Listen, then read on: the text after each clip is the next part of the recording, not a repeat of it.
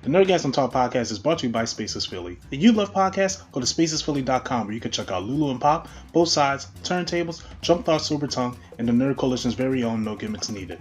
Visit spacesphilly.com today. And now, feel the Nerdgasm.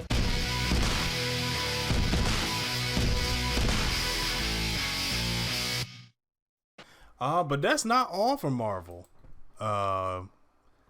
Jamie Foxx confirmed to be Electro in Spider-Man 3. What? That was the reaction I had when I saw this article. I'm like, okay, where are we going with this? Now, Jamie Foxx did have an interview and say he will not be blue. He said, so he'll be green? Yeah. I don't know. His exact words was, tell Spidey, let's run it back. Super excited to be part of the new Marvel Spider-Man new installment. Can't wait for y'all to check out the new one. And I won't be blue this one, but 1,000% badass. I don't know. I just look. Everything dealing with Marvel. How about you tell us how that movie was the greatest Spider-Man movie they ever made?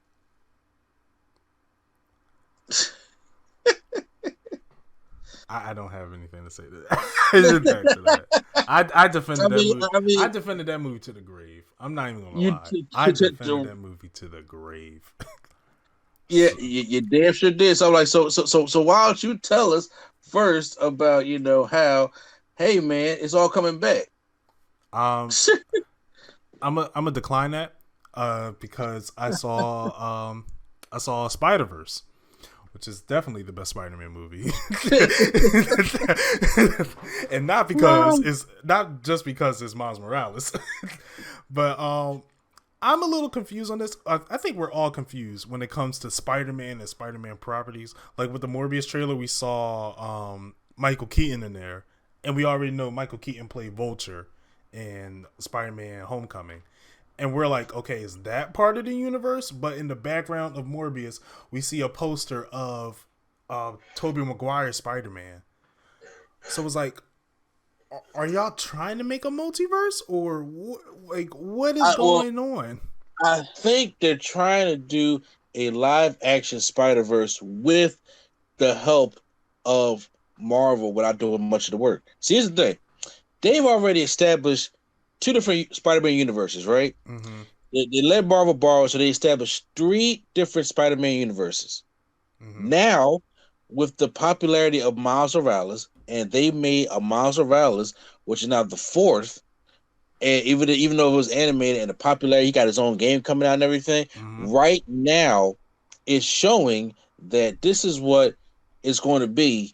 And they can automatically create their own universe, and they really all they have to do is just make a certain amount of movies and have Marvel do the rest of the work. Right. So now, what they're trying to do is they're going to try to switch up, the different villains and Spider stuff like that, so they can, because people keep forgetting, even though they got to deal with Marvel, Spider-Man is still at the end of the day Sony's. Yes, at the end of the day Sony's.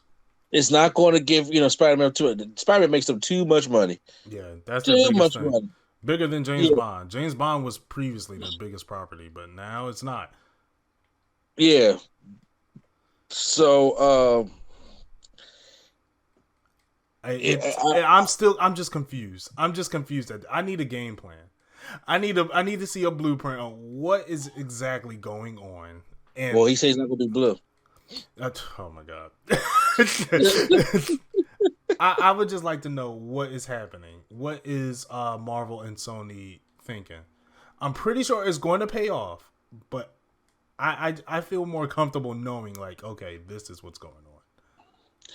I mean, I would be too, but I mean, like, if he wants to come back as Electro, and then, but I'm like, if he ain't gonna be blue, like, is he gonna be a better version of the Electro character? Is he gonna come back in that stupid green and yellow that Electro has? I'm saying, like, because I'd rather go with the blue. MCU has it. I'm just gonna trust the MCU right now because they made 2 pretty good Spider-Man movies. Not saying that Sony hasn't, but according to you, they made the best one until they made the other best one. Well, Sony has made more good Spider-Man movies than Marvel has. Yes, they have. And still, I believe Sony still has the 2 best Spider-Man movies, which is Yes. Spider-Verse and Spider-Man 2. Yeah, I thought you were about to go back to the No. Remember, we made that list, and the only thing we disagreed on was Venom. That was the only movie we disagreed on, but everything else fell in line. So yeah, Spider-Man 2 and Spider-Verse were both both Sony properties, and those were the best Spider-Man movies in my opinion. And honestly, I would argue it's a fact at this point.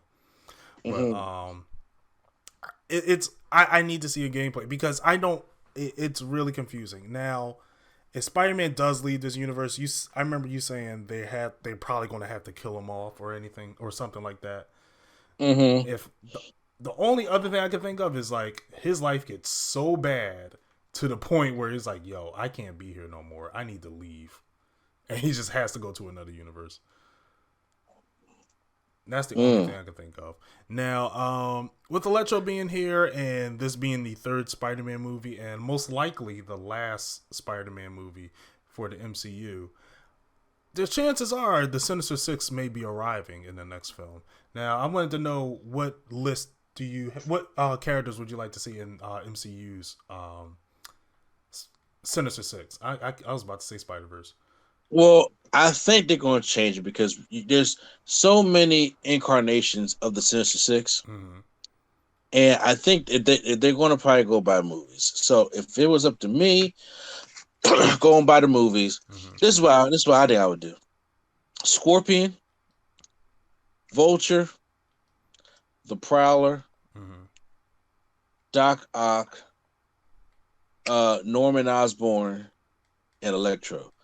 Those are the 6 because that's what it's building up to. I can't just sit here and say that or we want to see Chameleon, or we want to see Hobgoblin, or we want to see something like that. I'm like, well, we got to go by what the film is building up. If Jane Fox is coming back as Electro, right? Well, then I'm like, okay, well, he got to be one. They already teased Donald Glover as the Prowler. Yep, he got to be 2. They already showed Michael Keaton as the Vulture. Yep. He needs to stay.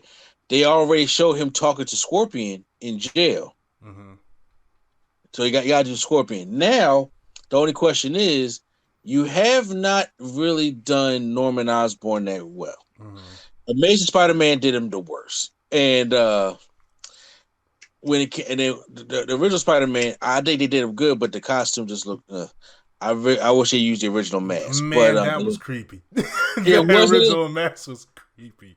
And I'm like, Mike, I'm like, people gotta understand. Superheroes are truly mentally ill people because I'm like, there's no way I'm going out every night fighting that willingly. You know what I'm saying? There's no way I'm fighting somebody with a mask like that and who's crazy like that. Well, that's like Batman goes out and willingly fights the Joker every night. No, Batman's deranged. Batman has issues. Like yes, he do. He will literally beat a guy dead and ask him to talk. Like, sir, you closed my throat. But imagine like you sit at home, you're like, yo, man, the Joker at it again. Like, I gotta go out, get dressed up, and go fight this killer clown. That's nightmares. That's nightmares for me. And especially if I gotta fight that Green Goblin, whoo, no. See, that's me. If I know I can't beat him, if I know I can beat him, I'm like, oh yeah, I got this. If I know I can beat him, he'd be dead. I mean, okay. So you're an anti-hero. There's no round you an anti-hero. That's what it is. Yeah, if the villain is creepy enough, there is no round 2. If the villain is creepy enough for me, there is no round 2. Joker, Green Goblin, taking him out on the first try. Because I don't want to do it. I'll be there with the cold sweats, dealing with it. No, I don't want none of that. But yeah, I do like your list for the Sinister Six. Now, I believe since they already said Electro, he's going to be in it. Vulture's already has been in the MCU. We have Chameleon. I mean, not Chameleon. We have Scorpion. Then I believe Mysterio isn't dead. I don't think Mysterio is dead. I think he is still out there. and it's going to be like I feel like he will be the one to orchestrate the Sinister Six. Okay. Shocker, who was in Homecoming, is still alive. Oh boy, wait, now what Shocker? You talk about Bokeem Wimpod to Shocker? The one with just like a boxing glove that just hits you and just sends you flying. Oh, the Black Shocker with Bokeem Wimpod, always like he's sucking on a peppermint. And then the Tinkerer. You're right. Because he was in Homecoming as well. And then with the we know the in the Miles Morales video game is going to be popular. So the Tinkerer is the quote unquote villain in that game. So with the surge of popularity, I'm pretty sure they're going to try to put him in the forefront. Okay. And I feel like that will be a Sinister Six that's good for a young Peter Parker, because you can't just add Electro, Sandman, all like that. That's too much for him right now. I feel like that's way too much for him right now. I mean, we kind of got a Sinister Six in the in Marvel Spider-Man game.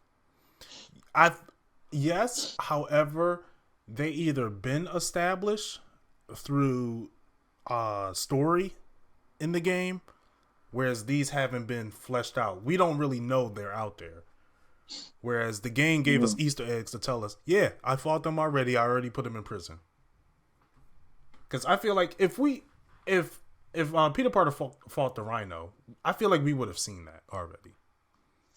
We did. We didn't like it. In MCU. In the MCU. Oh, I'm about to say, like we did see it fight Paul Giamatti, and we ain't like it. Yeah.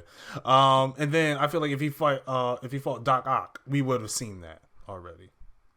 Mm-hmm. So I feel like they're just going to ones they already established, plus one, and then put them in there. So that would be my MCU Sinister Six.